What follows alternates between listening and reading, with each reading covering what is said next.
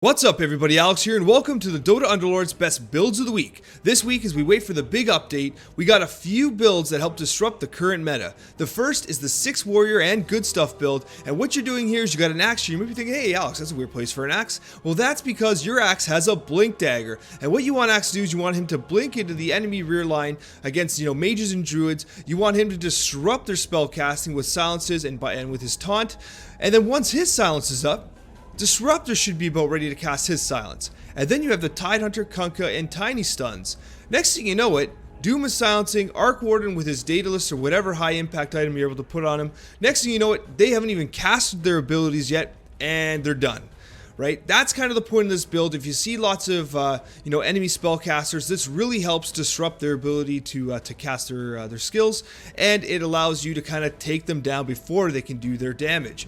One word of warning though, Warriors is really contested right now, so you might have to spin off onto something else. And our second build of the week is, well, one of the ones you're trying to counter in the previous build. And what you got here is you have your mages with your elusives and your druids. It's a very balanced build. You have a dragon knight in here as well who's going to be coordinating with Puck. A very efficient, high DPS, high sustain hero. We're using this formation here to help prevent the assassins that we're seeing a lot of to try and counter the mages. A lot of people are trying to counter mages, and rightfully so. But if you can get mages working properly, it's a very, very steady top 4 finish. So this is the setup that I would recommend for most mages. It works really well. Ogre Magi, this is a great line here. Treant Protector, Ogre Magi, and Dragon Knight. If you're seeing lots of assassins, you can actually move Dragon Knight to the corner here and leave Nature's Prophet up here. Keep in mind Puck is elusive, and his dragon ability, his phase shift, makes it very difficult to be hit. So he's surprisingly tanky. I wouldn't call him tanky, but well, he's elusive.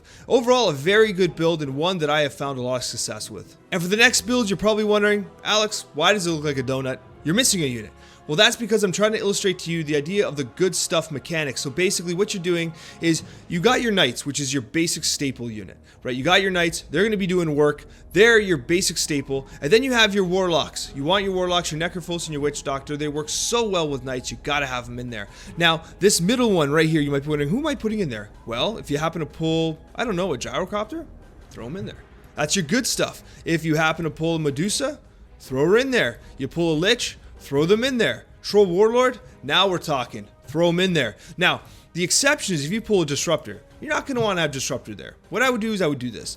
I would move them around a bit. I would put something like this. I would put Disruptor up the front, and I would put Omni Knight here. And this is kind of what you would want to do if you had a Disruptor. This way, Disruptor would cast her silence immediately, and then you have your tanks up front. You can even move Omni Knight back here. The edge is usually a little safer than the back side because of the way the assassins jump. But overall, this is the good stuff knight build. Build your knights, right? Which surprisingly, I can't believe aren't as contested as you would expect. Build your knights and then plug in the best units you can as you move throughout the game. And for the fourth build, I tried to be creative, and this is what I came up with, and honestly, I have had so much fun with this build. It's one of my favorite I've made for a while. Basically, you got the human silence working with a few very uncontested units. Bloodseeker, Sniper, Wind Ranger, and Lycan are all units that are not commonly being used right now, and the result of that is it is very easy, I shouldn't say easy, but it's achievable to get them to 3 stars relatively early, which really helps ramp up in the late game. Then you have your Puck and your Dragon Knight.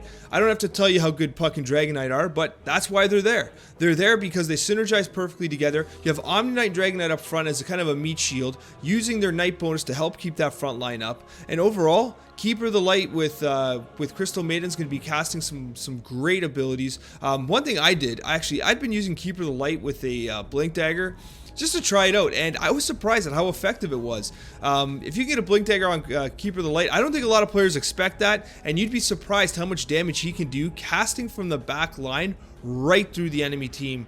That's pretty fun. But overall, this is a build that I've had a lot of fun with. Bloodseeker is going really unutilized right now, and the Deadeye effectiveness of Bloodseeker and Sniper can really help you pick off units in the game. Thank you so much for watching, and a special thank you to all my subscribers. Let's hope that big update hits this week. Take care, everyone, and have yourself a wonderful day.